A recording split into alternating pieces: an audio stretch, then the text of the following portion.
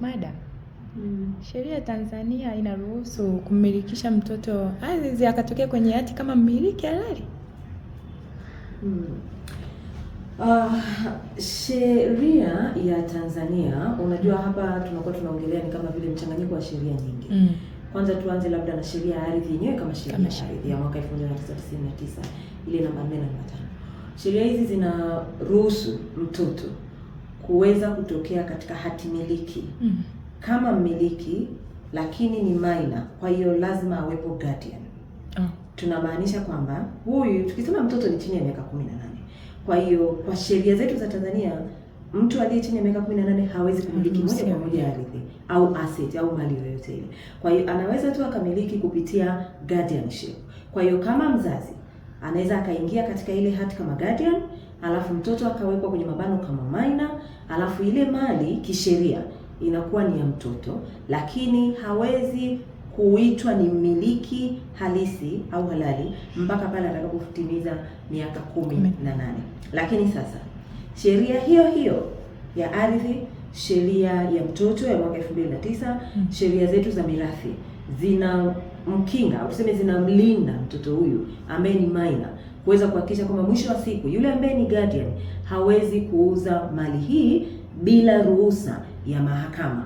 Na kama akitaka kuuza mali hii lazima aende mahakamani na mahakama ione kuna sababu za yeye kuuza hii mali. Na sababu hizo lazima ziambatanishe kwamba atakayenufaika ni mmiliki, kwa maana kwamba ni yule mtoto. Kwa hiyo mtu yeyote yule ambaye anataka kuweza kumpatia mtoto wake mali, kwa sababu mbalimbali tutazielezea baadaye, njia hii guardianship, ambapo mtoto anatokea katika hati miliki kama minor. Wewe kama mwanasheria, unadhani ni busara mzazi kutumia njia hii ya guardianship? Mimi kweli niseme kwa uzoefu wangu na namna maisha yetu yanavyoendelea kwenda, mambo ni mengi sana. Kwa hiyo naweza nikasema kwamba njia ya kuweza kumpatia mtoto wako mali moja kwa moja, awe na miaka 2, 3, 4, leo hii umepata mali yako, ni eneo liko Kigamboni, unaandika moja kwa moja kwamba mimi kama Janet as a guardian of, unamtaja yule mtoto ambaye unaweka kwenye bracket minor. Hii mali ina maana kwamba mwisho wa siku inakuwa ni yule mtoto. Inasaidia nini? Kama mzazi kuna kufariki. Ukifariki na maana tayari unaiondoa ile mali kwenye mgogoro wote ule utakaojitokeza kutokana na zile mali zilizoachwa.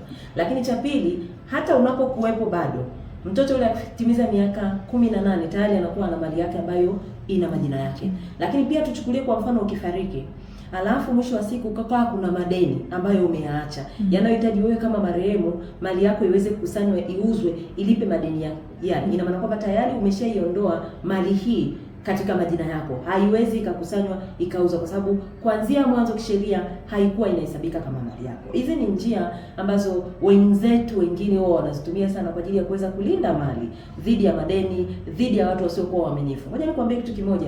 Leo hii tuko hai. Unaweza ukamwamini kaka yako, dada yako, shangazi yako kwamba wanaweza wakawepo kwa ajili yako ukiwa umeondoka. Lakini tumeshuhudia kesi nyingi za mirathi na matatizo mengi na migogoro inasababishwa na ndugu.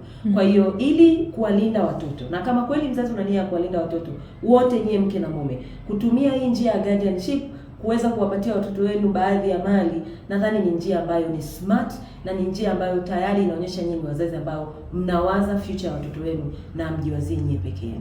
Ni njia nzuri.